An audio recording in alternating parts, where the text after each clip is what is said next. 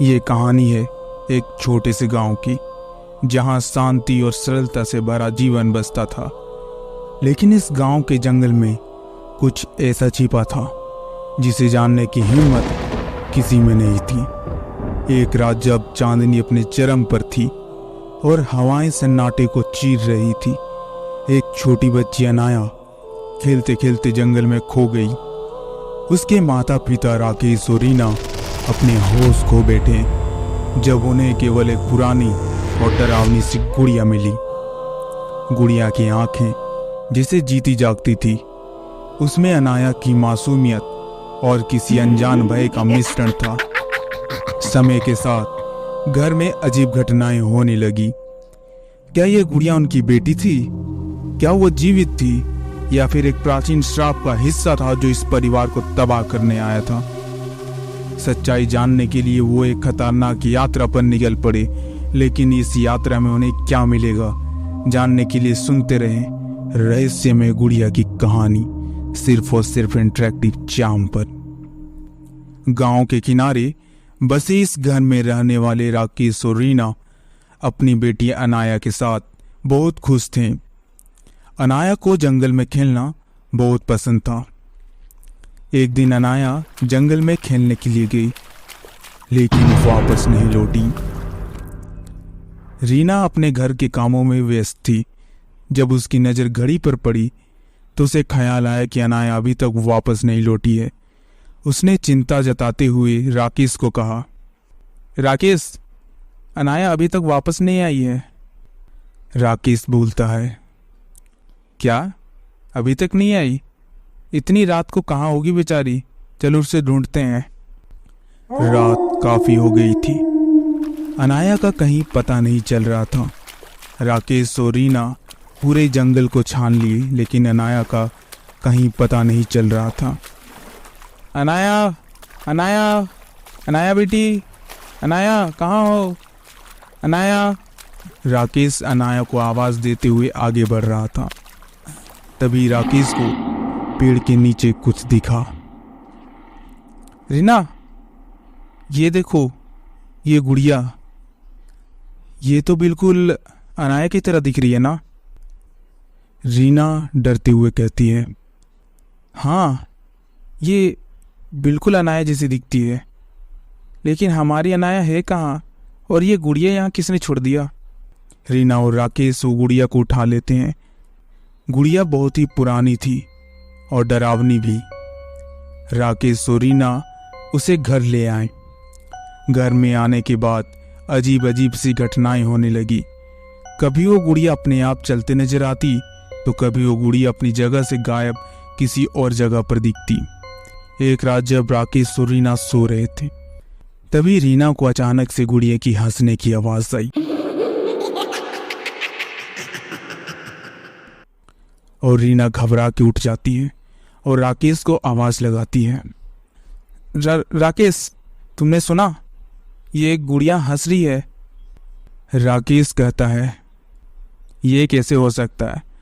तुमने पक्का कोई बुरा सपना देखा होगा। कभी कोई गुड़िया हंसती है भला? सो जाओ तुम। ये बोलते हुए राकेश और रीना दोनों सो गए। एक दिन जब रीना किचन में कुछ काम कर रही थी, तभी वो गुड़िया अचानक से वहां आ गई। वो गुड़िया अपने आप चल रही थी। वो धीरे धीरे करके रीनू की तरफ बढ़ रही थी। जैसे ही वो रीनू पर झपटने वाली थी, वैसे ही वहां राकेश आ जाता है और वो उस गुड़िया को साइड में फेंक देता है। रीना डरते हुए बोल पड़ी, राकेश, ये सब क्या हो रहा है? ये गुड़िया अपने आप कैसे चल रही है? मुझे बहुत डर लग रहा है राकेश। राकेश हिम्मत देते हुए बोला, रो मत रीना, मैं इस गुड़िया को कहीं दूर फेंक दूंगा। ये बोलते हुए राकेश उस गुड़िया को लेकर जंगल की ओर जाता है। जंगल में जाते समय वो अपनी बेटी अनाया के बारे में सोच रहा था और उस गुड़िया को देख के बड़बड़ाने लगता है। एक तो पता नहीं हमारी बच्ची कहाँ होगी, किस हालत में होगी। उसे तो हर जगह ढूंढ लिया, कहीं नहीं मिल रही है। पता नहीं किस हालत में होगी हमारी बच्ची। राकेश इतना बड़बड़ा ही रहा था कि अचानक से उस गुड़िया में कुछ हलचल सी होने लगी। तभी वो गुड़िया ने राकेश पर हमला कर दिया। राकेश जोर जोर से चिल्लाने लगा।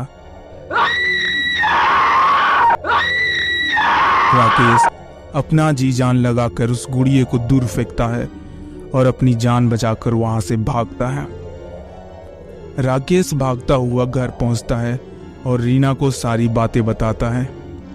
राकेश रीना को सब कुछ बता ही रहा था कि उसकी नज़र घर के शोकेस पर पड़ी, जहां वो गुड़िया पहले से ही मौजूद थी। राकेश उस गुड़िया को देखकर डर के सहम जाता है। तभी रीना बोली, राकेश तुम पहले शांत हो जाओ, कुछ नहीं होगा हमें, हमारे साथ भगवान है, हमें कुछ नहीं होगा।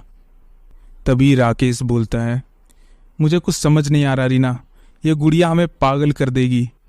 गुड़िया की आंखें हर रात चमकने लगी और घर में भयानक चीखें गूंजती थी। अगले दिन वे गांव के एक बूढ़े साधु के पास गए, जो अजीब घटनाओं के बारे में जानता था।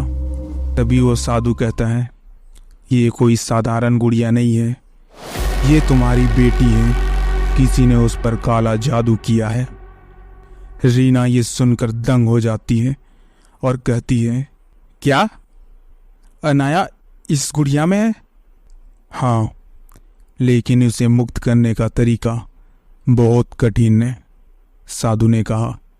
साधु ने एक कठिन मंत्र को पढ़ना शुरू किया, जिससे अनाया की आत्मा को मुक्त किया जा सकता था। लेकिन जैसे ही मंत्र शुरू हुआ,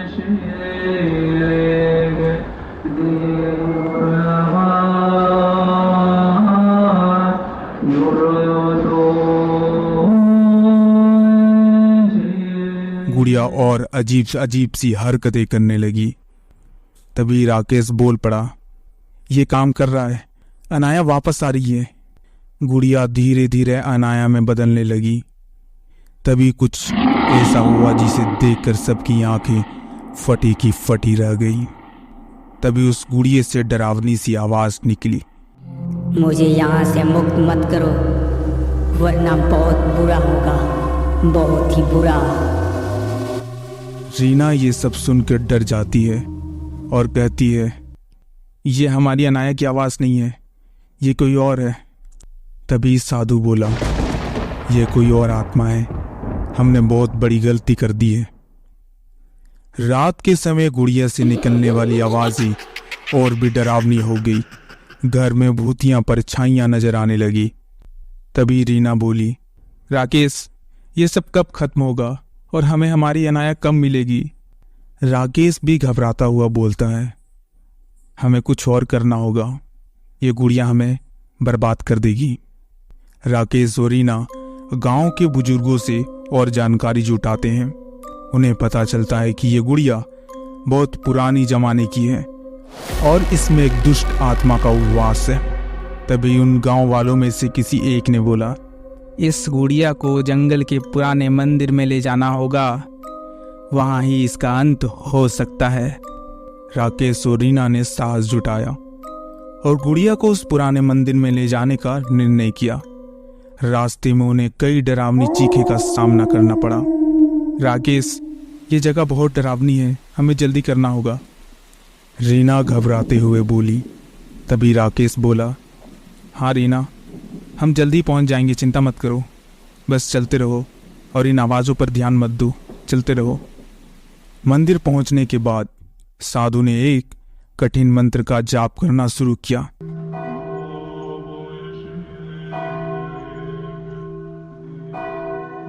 इस बार माहौल और भी डरावना था। गुड़िया ने जोर जोर चीखना शुरू कर दिया और मंदिर के दरवाजे, खिड़कियां, घंटियां सब हिलने लगी। तभी उस साधु ने कहा, कोई अपना ध्यान मत भटकाना, ये आत्मा बहुत शक्तिशाली है। अंतिम क्षणों में गुड़िया ने अनाया का रूप ले लिया और मदद की गुहार लगाई, माँ, पापा, मुझे बचा लो, मैं जल रही हूँ, मुझे बचा लो। तभी रीना रोते हुए बोल पड़ी, अनाया। तभी वो साधु ने बोला, ये सब छलावा है, इस पर भरोसा मत करो, ये तुम्हारी कोई बेटी नहीं है, हमें मंत्र पूरा करना ही होगा। गुड़िया ने अपनी असली रूप में आकर सब पर हमला करना शुरू कर दिया। साधु ने अंतिम मंत्र जोर से कहा और गुड़िया फट गई। साधु ने कहा कि आत्मा खत्म हो गई है, परंतु जब वे घर लौटे तो अनाया अभी भी नहीं थी। तभी रीना हताश होकर कहती है, हमारी अनाया कहाँ है राकेश? वह अब तक वापस क्यों नहीं आई? तभी राकेश असमंजस में पड़ते हुए कहता है, क्या वो कभी वापस आएगी भी? क्या अनाया की आत्मा अब भी वही फंसी है? क्या वो जंगल में भटक रही है या फिर कोई और अनहोनी इस घर में होने वाली है जिसका अंदाजा राकेश और रीना किसी को भी नहीं है? इस कहानी का पहला अध्याय यही खत्म होता है, लेकिन अनाया की रहस्यमय यात्रा अभी भी जारी है।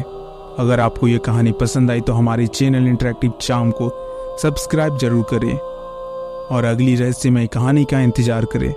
कौन जाने अगली कहानी और भी डरावनी हो सकती है।